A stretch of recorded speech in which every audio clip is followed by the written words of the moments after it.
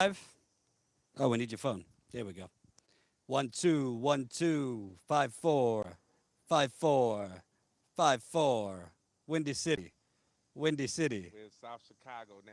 South Chicago. Where you at, Takachi? No, I'm just playing. This is Jordan Sheridan, live here with Ty Bayless. We had to get creative as trying to go live in our residence was not working.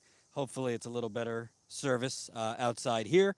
We are actively fundraising to get something called, what's it called? Slingbox? Sling, yeah, Sling. Sling box. Uh, It's a system. It's a so it's a system kind of a cheaper version of Live View. Live View is something that I would use a lot when we would go to different places that didn't have good Wi-Fi. Somehow the system grabs every Wi-Fi signal in your vicinity, put it together, and allows a stronger system, and so you can go live anywhere. We will use that to broadcast from the studio. So it's a cheaper version of Live View. So, so oh, so this is what is that set up? this is what we're gonna do. This is a super chat because we need super help. So definitely There you go. leave a couple dollars. $1.99. Oh, $1.99. No, it somebody said left. $1.99, but then it said $9.99. I think it said Oh, $1.99. somebody left $1.99. Thank you very much. We need your support because my God, I have never ever in my career experienced this level of social media suppression. I don't want to complain about it too much, but let's say we've been reporting in Chicago this week. We've been doing what I think are great interviews. Unfortunately, a lot of people aren't seeing them because YouTube is not even delivering our videos. YouTube is Thank you, not. Exhausted 11. She said it was supposed to be $9.99. She's gonna fix it. Thank you. Oh, thank you, Exhausted 11. Even if it was $1.99, thank you. Yeah, so we're trying desperately. We need about, I'd say, 2,000 altogether to get this sling box, which is going to help us with our live streaming, getting better signal. We need other funds. Thank you very much. $9.99 from Exhausted 11. Ask us a question, baby. This is a live chat, so we want to interact with you. So ask us some questions. Yeah. We'll get that out there. But We'll get that out there. we are giving extra love to the super chat people. Well, that's what I'm talking about. The super chat. When you do a super chat and you donate, ask us a question. We're gonna address it and answer it as much as possible. You guys can ask us anything about Chicago. We're actually in South Chicago right now. I had to make sure that we were in. I just needed to know where I was because Chicago, like any other place in the inner city, sometimes can be dangerous. Just always good to know where you are at, and we're in South Chicago. So, Justin, thank you for that Great kind. park. Thank you for that kind comment. He said we're the only real reporters out there. And you know what? Reporting is becoming a really endangered activity, not just because you have, Trump's fans and supporters yelling at CNN reporters, but because real reporting, I'm talking the kind that you're out in communities, the type that you're doing interviews with activists and residents on real issues, not sensationalism. That kind of reporting is being suppressed and is being stifled. We've seen other channels have trouble even getting their videos delivered to viewers. We're having the same problem. So what we're going to try to do, all right, what we're going to try to do is be live, talk to you, answer questions, and do a bit of I'd say, super chat mixed with. If you don't want to leave funds on the super chat, you can go to jordanchariton.com/sponsor. That's jordanchariton.com/sponsor. That's the Sponsorship. sponsor page. We've been in Chicago for a few days. You might not know, but we've been uploading interviews every day, multiple interviews a day. We did a live roundtable with some really amazing activists last night. Yeah. We did that on Facebook, so that's on jordanchariton.com/Facebook. Well, we're gonna put some edit. We're gonna put some cuts of that interview, that roundtable up. I was actually doing some edits right before we went live. But just one small thing. Maya, she said, "This is my first time here. What is this about?" So we've been in Chicago. Maya. We've been in Chicago. Well, what is this channel Yeah, the about? channel. The This channel. channel is about the real deal Holyfield. We cover water contamination in Flint. We cover the police brutality in Chicago. We covered Virginia, where protesters were climbing up trees to stop pipelines from going through their land. We covered We're St. Louis where we got arrested That's right. because another cop was got off free for slaying a black man after it was caught on videotape where he said, "I'm about to kill this motherfucker." That's correct. So basically, we are covering what, frankly, no one else is. The corporate media is not covering these stories. The corporate media choose not to go into the field to cover real news. The corporate media does not get there. Their sources are basically government officials lying to them and them regurgitating it. Our sources are people on the ground, activists, residents, progressive politicians that are not your typical politicians, but are teachers and local organizers that run for office. That's what we're doing. We're covering real stories. These stories sometimes aren't sexy because it's not a scandal and it's not Trump tweeting about it and that stupidity. But we want to cover things that actually matter to people. And it's going to take a longer time because we have obviously suppression going on via social media. This channel has like over 14,000 subscribers, yet we're getting very low Small, viewership yeah. because YouTube is doing a lot. They're not YouTube just suddenly decided we're not going to actually deliver the most recent videos channels post. We're not going to deliver those videos to the subscriber feeds. We're going to do some like personalized thing, meaning they're not actually delivering our latest videos to your feed, which is why these videos are pretty much only getting a couple hundred views. So we're going to keep trucking along, but your help can keep us going. And I want to talk about Chicago a little bit. Well, let me just address something. Maya just wanted to read a statement from Exhausted 11. She just donated $9.99. She said, "This is so needed. Getting tired of most reports on the news on YouTube getting too drama. I guess being too dramatic, talking about just sensational type of media. Say we and YouTube care about the people." And Daniel, I want to thank you. $20 from Daniel. He asked, when you come to Houston for Santa Fe, let me know. I'll try to help. How is funding coming? Is it slower than planned? Yeah, I mean, I'm not going to lie to you. It is slower than planned, but I think that has a lot to do with like the suppression, like people like dead ass, like we look at, I'm the one behind the camera seeing the lives, and I know how it normally is. Normally we could sit on 100, 150 at the max when we're going live, you know what I mean? But now it's been at 20, 19. It's bizarre. So that's definitely keeping us from probably getting the amount of money that we need to do it too. And I'm not going to lie to you. I'm not what do they ask in job interviews? What's your biggest weakness? I wouldn't say my biggest strength is the art of patience. I'm not the most patient person. I'm somebody that sees injustice, sees stories that need coverage and want to get it out, want to get accountability, And then want you just use want your own to money to make it happen. what money? I want to bring down corrupt people. And because I did this kind of reporting at the Young Turks, I know that there's a big audience for this kind of reporting because I've grown that audience before. Unfortunately, or fortunately, back then I didn't really have to deal with these This YouTube part of it. shenanigans, Facebook shenanigans, where just going live we weren't actually being seen. It's one thing if whatever you do certain reporting, you cover certain stories, and whatever. Some people don't like that reporting, or you can't build an audience. That would be one thing. But since I've been able to build an audience along with Ty and Jen's help, I know there is an audience. Unfortunately, and it's really a disservice to you uh, because these stories that we're covering are the silent emergencies going on that in a normal society, where news channels cover actually news, not what will give them ratings and profit and make their shareholders happy. I mean, people getting murdered every day in Chicago, whether it be by police or just the violence that stems from economic desperation, that would be a national emergency in a normal society, but it isn't. So that's what we're trying to do here. Again, you could leave money here in the super chat or the sponsor page, jordanchariton.com/sponsor.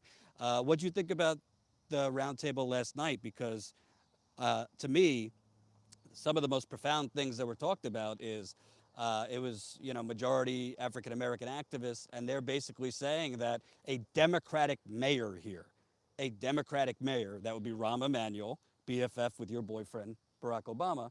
He was the chief of staff for Obama. I mean, Rahm Emanuel here is the perfect symbol of the Democratic Party nationwide. He is operating essentially like a Republican. Even worse, actually. He has gentrified this city to a point that I don't think it's ever been gentrified. He has emboldened the police department to basically feel they could do whatever they want, shoot black men that are running away and not any threat, shoot black men when they're hopping a fence with no threat, continue to shoot them while they're down on the ground and have no accountability. Yeah, the tape that we saw the other day with the guy that was hopping the fence that got shot, and then obviously I don't know if this was on purpose or not on purpose, but normally when they turn on the video, the sound has to come on also. So I think they took the sound out for whatever reason, but you just see after this kid had been shot trying to hop the fence. So mind you, he has to use both his hands to hop this large fence, and as he's hopping it, he gets shot. Then while he's on the ground, you just see his body going like this, and you see dust, which that tells me while he was on the ground, they were still shooting him. You know what I'm saying? So you look at that, then you look at I think it was McDonald, the one that was Laquan. Laquan, the one that they said initially in the report, he was coming at the police with a knife, and then when you see the video, he's running away from the police, and he gets shot 16 times while he's on the ground. So, you know, it's just it's a sad thing to see, and to witness and to just understand that no one's doing anything about it except these activists that really don't have the right platform. I think they're doing great work. They're mobilizing. They're coming together, but you can see the passion like yesterday. You saw the passion. You saw the women speaking and the things that they need to do. I mean, this is their community. This is their neighborhood. They know their neighborhood. They know the politics of their neighborhood, and they understand that. And they know how to approach that. And you got to know all those things to be able to have change, because you have to be able to say the same thing to 10 different types of people. And so to understand your community is to understand how to articulate what needs to be done to them. And I also think, it's the kind of thing that the system in Chicago, not just the governor, but the system is so corrupt where, you have extortion, you have people running for aldermen or running for office here that are under indictment. You have people, the political party boss, Mike Madigan here. I mean, there's been so many criminal corrupt things that go on here that the culture itself is bred on corruption, and that is a very hard onion to unpeel. And it allows basically police and police militarized occupation of the city. And one of the gentlemen we interviewed, Eric Russell, he's an activist, a little older. He was basically saying that the police union in Chicago is like the strongest union in the country because they don't move an inch. And now they want assault weapons. Now they want assault weapons to go out on the streets where they're already killing. I think he said over the last few years there's been 30 black men that have been murdered by the police here. 30 black men been shot and by the police, two survived. So that's 28 killed. But there is no accountability. We saw a Justice Department report last year, basically condemning the Chicago Police Department, but the reforms that were issued, the suggestions for reforms, none of it has really been implemented.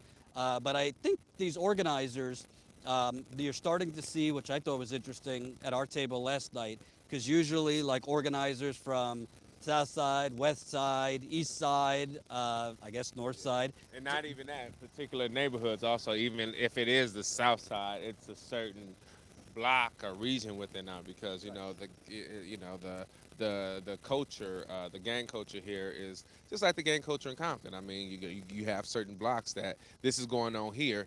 Ain't nobody from an outside neighborhood gonna come and tell us what we do. If there's gonna be some change that's going to be done here, you're gonna see it from the people within here. But go ahead and say what you said.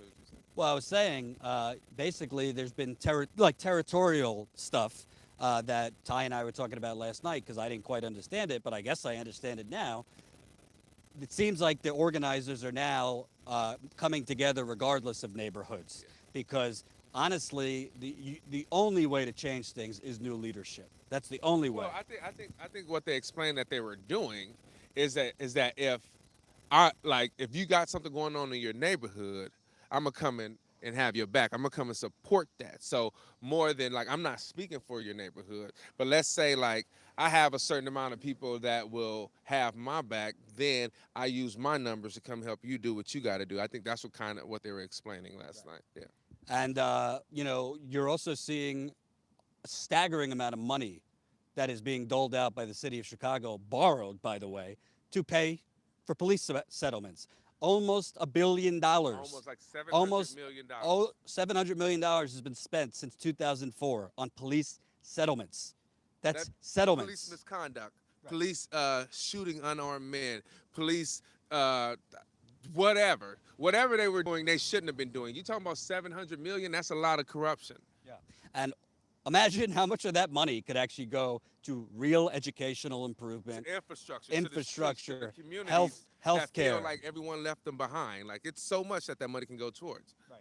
And basically, what you have there is then a wild, wild west where police can do whatever they want because they know the city will just pay for it. That's what's going on. The city is paying for murder. The city is paying for murder. And don't get me wrong. I mean, some of these people did commit crimes, but if they're running from you, if they're not exhibiting, I mean, this guy Harith It's Augustus. against the law to shoot someone in the back. That's just it's against the law, and I think that's nationwide. I don't even think that's state by state, but it's against the law. You can't do that. Right. And the barber who was recently killed here, he was on the corner, minded his own business, and the police approached him because he was exhibiting behavior of an armed person. This is a concealed carry state. So what does that mean? He was exhibiting behavior of an armed person. And yes, share this video, get this out to more Who people. dictates that though, right? If the oppressor dictates whether I'm perceived as a person that got a gun in my pocket, I can always have a gun in my pocket if that's going to get them a reason, get them off of shooting me for no reason. You know what I'm saying? Is it by his perception? Is it like the stand your ground law? If you perceive danger, I got the right to stand my ground and shoot you. Like, what is that? That's so vague and so out there. He was. What does that look like to anyone? Right. And you know what? Honestly, you have If you you're had you talking had the aggressive now, I think you got a gun. you had the barber literally speaking, literally standing there speaking to one officer. There didn't seem to be a problem, and then you have three officers submerged like like a cavalry is needed, and then he ran. And you know what? I don't really blame him for running because we've seen all over the country that if you're standing put there, that could accelerate from 0 to 60 and you losing your life if you stand pat. And the way the Chicago Police Department is putting out videos, they're freeze framing certain things, but they're also not turning their audio on when they're supposed to. They're turning their audio on after somebody's already been killed, which obviously isn't helpful to see and hear what happened. So I think it's really a national emergency. You want to talk about things being normalized. The bloodshed here has been normalized. I mean, if you watch the local news here at night, they just report killings like it's your local sports score. It's like 10 seconds for this one, move on. 10 seconds for this one, move on. Yeah. And So, everyone doesn't even make the news. Everyone doesn't, you know. right. So that's what we're. Either they don't know, don't show, or don't care about what's going on in the hood. Right. What movie is that from? No idea. Boys in the Hood, back in 1990. So yeah, 1991. definitely check out the interviews we've been doing. I have interviews with older activists, younger activists. We're about to interview somebody running for alderman, a woman who also has been at the forefront. It's not just Flint, like I always say. Chicago, they found staggering levels of lead throughout the city. So I'm going to speak with somebody about that soon. And we're also, God willing, if we get the right equipment, we're going to be covering a major protest that's planned tomorrow. Protesters are talking about shutting down Lakeshore Boulevard, which is a major, major street in downtown here. And they're talking about shutting it down and then marching all the way to Wrigley Field.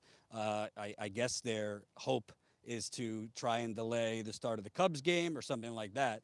So we will be there covering that. We're hoping, we're trying to fundraise to get the right equipment. So we have Lakeshore Drive Boulevard, Lakeshore Drive. Thanks, man. Lakeshore Drive, they're trying to shut down.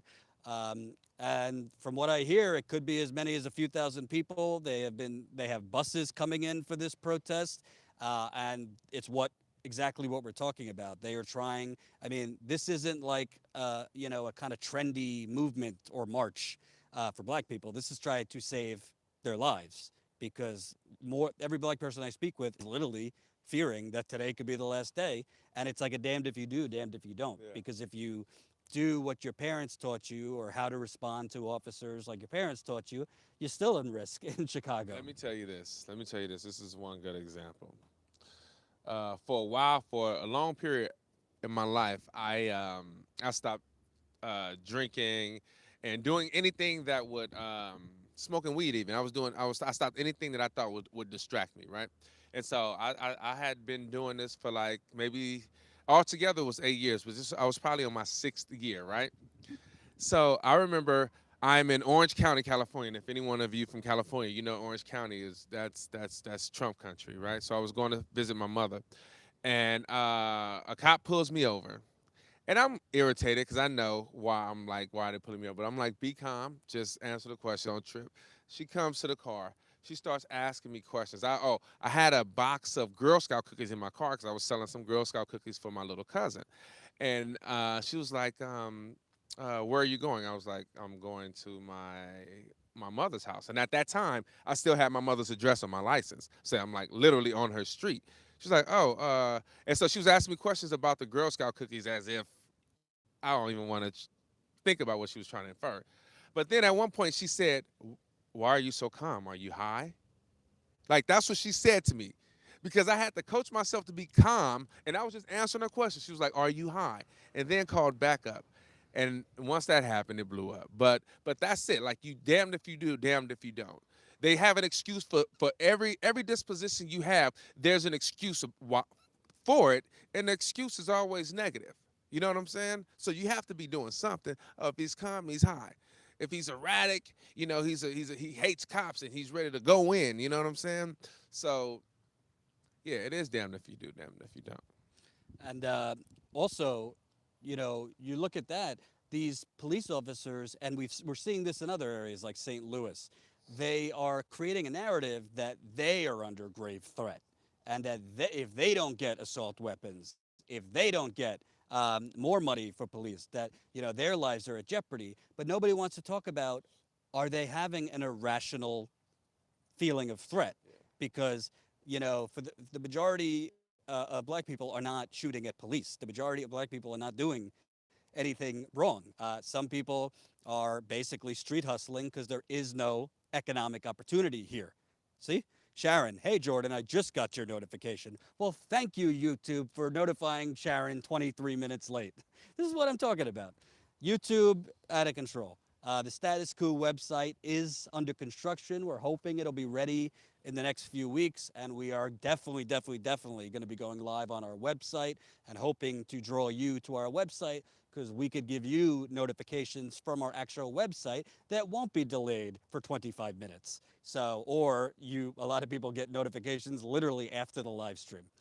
So it's very, very frustrating, but this is the world we live on. You have social media or digital media companies literally it's like a hit list or a kill switch. They are trying basically to make sure that independent media. They got it 9 minutes in Yeah, the stream. we are trying. They are trying literally to make sure independent media. And Jamal Thomas just did a video today, friend of the show. He has Progressive Soapbox. I think YouTube is like trying to demonetize his channel. For what reason? I don't know. But the bottom line is, thank you, Paul. $2. Jordan and Ty. Woot! Thank you, Paul. Every dollar counts. So even if you can't leave a dollar, just share the video. If you can't leave any money, and if you don't like doing super chat, definitely. Just got it now. Yeah, definitely. JordanChariton.com/sponsor. That is what's keeping us out on the road. Let me tell you, Ty could tell you, It's expensive to do real reporting, but we believe if we get the money to continue to going to places like Chicago, to places like Flint, to places like St. Louis, and other stories we're going to cover, the audience is going to grow because there is nobody doing it. There is nobody doing it, and that's why we're doing it. We've been eating Thai ramen. Thai ramen. So, but I wanted from one injustice to another. I don't know if you saw this today, but basically, a massive class action lawsuit that was filed by many different people in Michigan against Governor Rick Snyder, against other state officials, and the judge basically pulled all these separate people filing charges into one lawsuit. A judge literally dismissed uh, Rick Snyder and other state officials as defendants. Dismissed meaning let them off. They are no longer defendants in this class action lawsuit. There's a crazy law. It's a class action lawsuit, Yes. so it's not even criminal. No, this is a civil suit, Okay. and they are dismissing them because in Michigan and many other states, Yeah, a lot of you states have they something have this called clause for you are keeping all the important issues alive and helping a lot. Thank you, Stacy. Thanks for watching. Share these videos. As you can see, we're 26 minutes in. We only have 46 viewers for a channel of 14,000, over 14,000 subscribers, and more people are coming saying, "Oh, I just got notified." This is what's happening. This is what's happening. Sharon, hey guys, I'm having surgery tomorrow morning, so I'm sharing and taking as much as I can. Sorry, but that's all I could do. Hey, Good luck on whatever's going on. We good hope luck. we hope you get better, We'll whatever it keep you is. in our, I was about to say we keep you in our hearts and prayers, but but no, I will, and for sure, I will absolutely keep you in my hearts and prayers because it means something when you go under the knife. It's nothing you can really do, but just make sure that you continue to stay positive, and you'll make it through it. So we'll have you in our thoughts, and good luck. Hope to see you in a couple of days or in a week whenever you heal. So, as we were saying, Rick Snyder and other state officials were dismissed from this lawsuit, citing the judge said they have sovereign immunity as state officials. And sovereign immunity basically is to me, ridiculous law that says if state officials are carrying out their government job duties, they cannot be sued civilly. Um, I think the point is in Flint, they were not carrying out their government duties. And because of not carrying out those government duties, they literally were responsible. PBS just did a story. It's not 12 people that died of Legionella in Flint. It's upwards of 120 might have died from Legionella in Flint. And that's just pneumonia and Legionella. We're not talking about people. I mean, when we knocked on doors, we knocked on 400 doors in 2 weeks. By the way, media outlets won't publish the story. Listen to this. Media outlets are refusing to publish my story because I'm freelance and don't write for them. So this is the media we have. So we're looking at other avenues to try and get this story published. But the point is, we literally have state officials cannot be sued if they are quote unquote exercising their government duties or, it's in the scope of their duties. That's the point. Rick Snyder knew there was a problem in Flint long before he said they did. All these state officials knew there was a problem. They knew before they even switched the water that the Flint River was an industrial dump site since the early 20th century. Not just General Motors, other industrial polluters dumping all sorts of things in there. Not to mention, you had other dams like the Holloway Dam and other other water sources streaming into the Flint River that had everything from pesticides to all sorts of things that are very hard to treat chemically to get out of your water.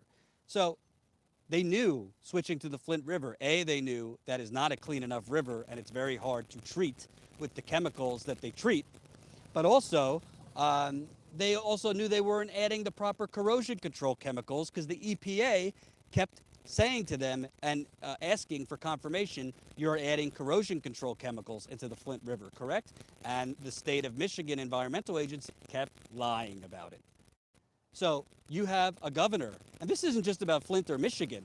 This is about how do you get accountability in this country?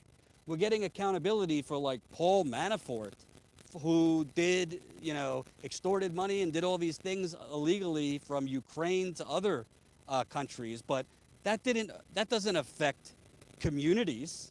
I'm not saying he shouldn't go down, he should.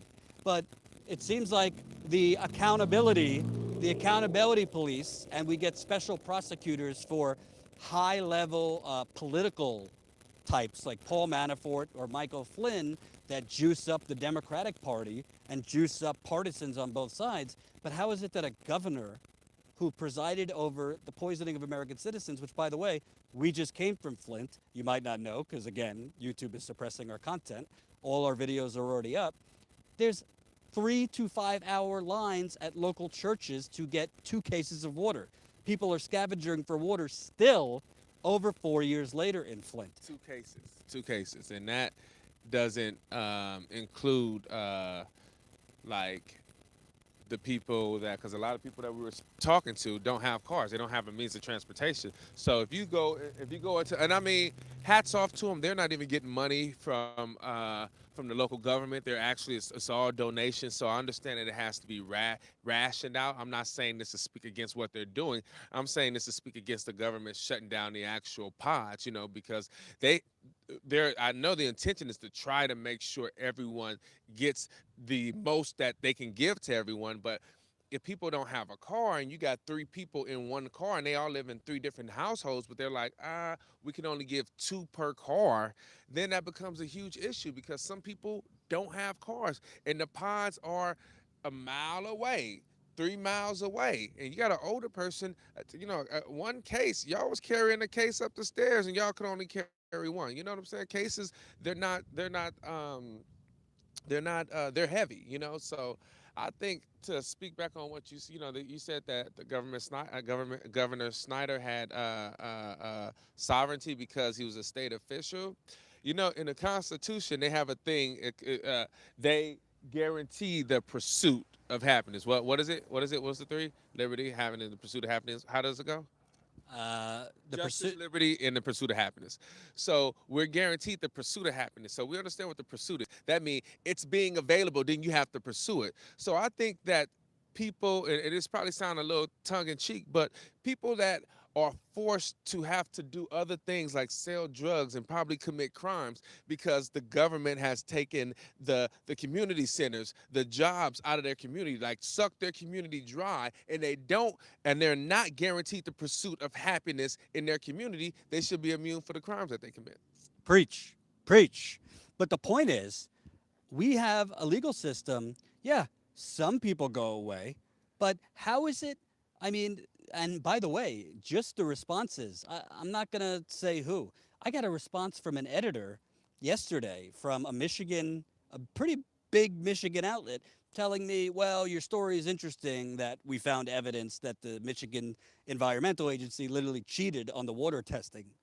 I repeat, cheated on the water testing. But, other areas than Flint have high lead levels. So is this really a big thing? Yeah, other areas with high lead levels, like Chicago, which we're going to talk to someone soon about that today, it doesn't mean other areas shouldn't be covered, but those areas were not poisoned by their government through man-made decisions to switch to a toxic water source. And they didn't, and those areas didn't have a massive cover up for 18 months to say there wasn't a problem. And, I understand sovereign immunity in some cases, but you're a public official. When you make that When decision you to run, knowingly make the position, if there's anyone that probably should be like kind of exempt from something like this, or maybe the people that were made to do that by their boss. You know what I'm saying? The people that really didn't know exactly what was going on, but just was following orders. You're telling me if President Trump, so the governor is quote unquote the president of the state. President Trump is the president of the nation. When they go and they have briefings on what's going on, we know Trump don't like to read much, so he would, use any other president that you want to use. They get briefed on exactly what's going on. Well, this is what's happening, and this is what may happen. Look, we can prevent it. They get an idea of what's happening. Maybe some things that they keep away because they don't want him to held to be held like I don't know, accountable or whatever, an accessory. But for the most part, you know exactly what's going on, and then you make a judgment based on the knowledge that you know. And so we already know that he knew. He got emails from his people. We found that out when they were going to court. And this is initially he said he didn't. So His state official, his own state official, said, no, no, I told him about this way before he says he knew.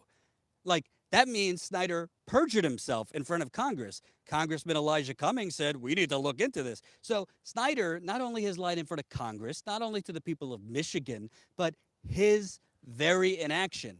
And by the way, even if, let's say he did not know, well, you're the governor of the state. So if you don't know that thousands and thousands of people in one of your communities that you don't give a shit about are complaining of rashes and nosebleeds and hair loss and autoimmune issues and more, well, that's criminal negligence. That's indifference. There are criminal standards for gross negligence. So he has not been held liably criminally, which is a whole other story. But now you're saying that families who have either lost loved ones have stacks and stacks of medical bills. The people of Flint are not getting full Medicare for life. Medicaid, Medicare, Social Security do not cover all their illnesses, and they don't cover environmental doctors, which I interviewed Flint residents about because they don't have access to specialists for environmental it looked like we doubled doctors. our viewership. Let them know what's going on, Yeah. how they can help out. Go ahead. Yeah, so We're here. if we are live in Chicago, if you came to this late, since YouTube likes, letting you know we're live about 2 days later, we're live in Chicago this week. We've been interviewing activists. We're about to interview an alderman candidate. We are with the people. That's what we're trying to do here. We are with the people, interviewing them about. I mean, it's really at this point it should be a national emergency. Uh, Black men are under their prey, Yeah. as an activist told us yesterday. Two more black men were recently killed by police over the last few weeks. Harith Augustus, who's a barber, Maurice Granton, who was a 24-year-old running from police. He was shot in the Paul back. gave us $2. Thanks, Paul. Thank you, Appreciate it. Paul. Yeah. Thank you, Paul. This is a super chat, by the way. So your contributions here are what is going to keep us on the road. Ty was asking me earlier, are we going to go cover X, Y, and Z? I said, if we got the money. Yeah. Honestly, He it's the gave us money. another $2 and asked a question. He wish he had 3 rounds in the ring with Snyder. I heard that, player. I wish I had 1 round because I'd take him out, brother. I know I'm not supposed to say that because I'm a journalist No, and I'm no, supposed to no. stand here and be neutral. No, But but come on. when you're in the round, that makes it legal. You both, accept the challenge, and we're gonna go there and get it down. So, you ain't doing nothing wrong. If you want to do it, then have at it. Right. But the point is here, we are trying to get this issue of police. To me, it's not just violence, it's terrorism. When you look at the videos that are going on here, when you look at the shootings, shooting people in the back, when you look at Harith Augustus, they called him Snoop, a barber. He was literally in front of this barber shop talking very nicely to one police officer. You got 2 to 3 more that show up and get very aggressive with him. So he ran and he was shot. And the police say, oh, well, he had a gun on his waist. Well, let's talk about the original stop. Why are you approaching someone who Exactly. police had suspicion, he was looking like suspicion of an armed person? That's It's a the shit. concealed carry state. Exactly. I think that's the shit that's irritating because it comes off like the police can say whatever the fuck they want to say to justify what they do, and everyone jumps on board and believe me. Obviously, except the people that's being affected by it. But the news, the media, they're so quick to believe. Soon as the police says and not even question it, like okay, what do you mean? Back. What? Not even question it. Like, what do you mean when you say he's exemplifying behaviors of a person with a gun? What does that mean? What was he doing to make you feel that way? Because based on, You're black.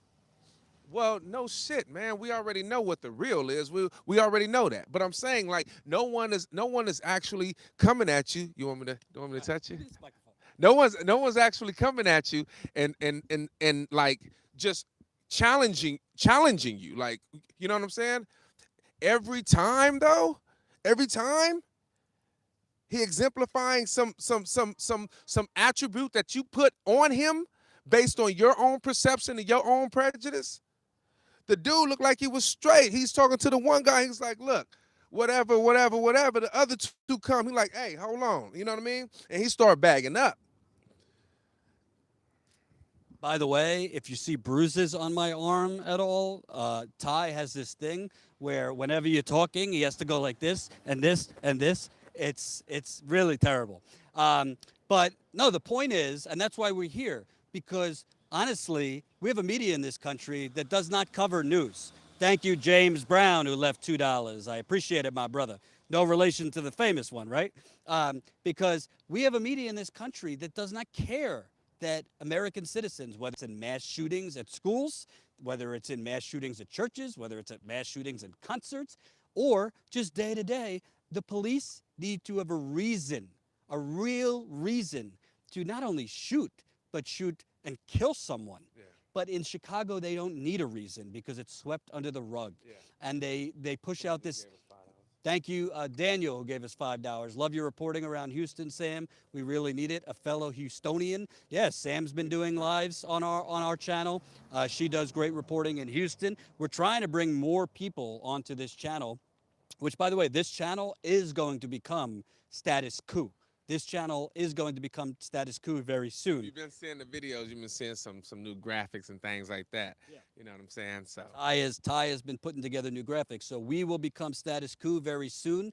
We will have our own website. We are very, very much going to be trying to get you guys to come to our website. All it takes to start is a couple thousand people coming to our website, watching us live, supporting us financially, even if it's $5 a month from each person. I know a lot of people don't have that. Even if it's $5 a month through Patreon and our website, that is going to help us get out there. Because I believe if we are out there and we are operating on our own website where we don't have to deal with the suppression, this audience will build because this is news not only for entertainment. I hope we entertain you. This is news that people desperately need. When we were talking to these activists last night, if you missed it, it's on our Facebook, my Facebook page. But we got some videos coming on Facebook.com/Jordan Sheridan. When we're talking to these activists, they greatly appreciate it because they're starving for media to care, attention, anyone to care. So you gotta understand one thing, and I was raised in Compton when it was as bad as Chicago is right now. When it's not news. That's how they look at it. It's not news. Oh, 3 other people got shot today. 4 other people were shot yesterday. 3 were shot 2 days before that. So it doesn't become news. Now they're thinking ratings. You know, ever since, like you said, Clinton changed it where you can actually make money for the news. Now it's about ratings. So if people ain't watching it, oh, they don't, that's all, that already happened. That already happened. You know what I'm saying? So it's not news. I just want to add, Chris Hayes from MSNBC literally tweeted out last week. I thought, I couldn't believe he was this honest. Said, yeah, we don't cover like, planet destroying climate change because whenever we do, like it just tanks in the ratings. He was attacked for that, and he should be. Because some issues are not about ratings. Of course, we would like high ratings because we need to pay the bills. And because we want all the people to get what we're striving for, but we're not dictated by our ratings. Our stories don't come based on what people want to hear. Our stories come based on what our audience, what the people kind of tweet at us and let us know this is what's going on here, this is what's going on there. And so then we go based on that, based on what people want to see. People want to see covered, because when it's not covered, the local government and local police run rampant and they do what the fuck they want. And the people that have to suffer the consequences are the people of those communities. And a good example of that, and thank you, Paul, who just left another $2, said that, woo, Jen's the boss. Jen is the boss, and she's very, very valuable. She is dealing with my complaints. You know how many texts a day I send Jen? Nobody's watching. YouTube's suppressing me. I'm depressed. I can't get out of bed. Jen's like kind of my therapist too.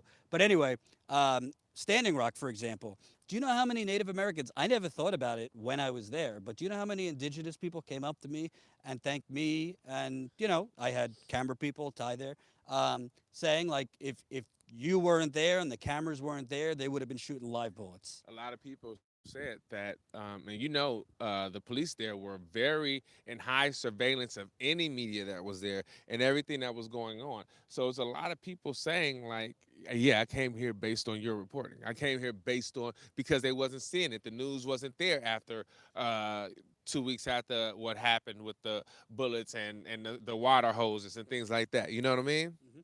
And you know what? Just like they still think the water's fine in Flint now. And the media's not there and the water's not fine. But we'll go ahead and, you don't know so many people that I've met here telling them, yeah, we've been here, we just came from Flint. And they was like, the water's still messed up in Flint? It's been 4 years. I'm like, no shit, I thought it was fine. So many people have the perception that it's all good, and it's so not. You know, what we find when we're on the road, and that's why we want to go on the road, it's not just, it's of course, it's to give you the stories, the real stories up close, but also so we know what's going on. Because honestly, we're in Flint, and all it takes is to literally just approach people standing on their porches to find out, oh, this family, literally with 4 kids running around, has no water at this moment. This family has no water. And this woman who's on, oxygen, literally by the charity of a church, is delivering water to her, but not all. And she don't have any kids to help her because she don't have any children. Exactly, exactly.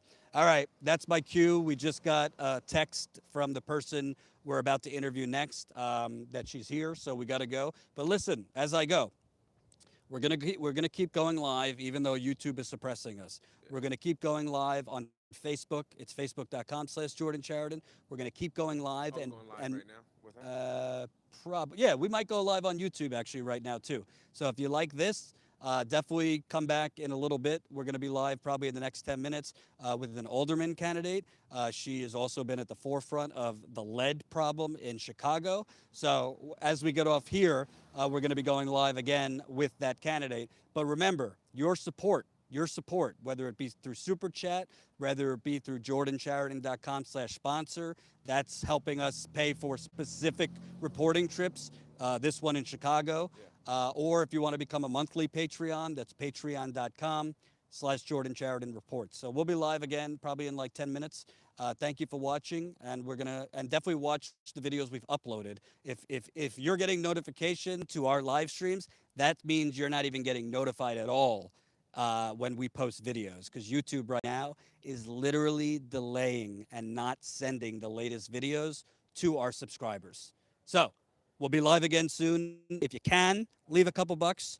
jordansheridan.com/sponsor. We're going live in a few minutes with an alderman candidate, and we're going to be talking about lead and other things in Chicago that no one else is talking about. Thank you for watching. We'll be back soon.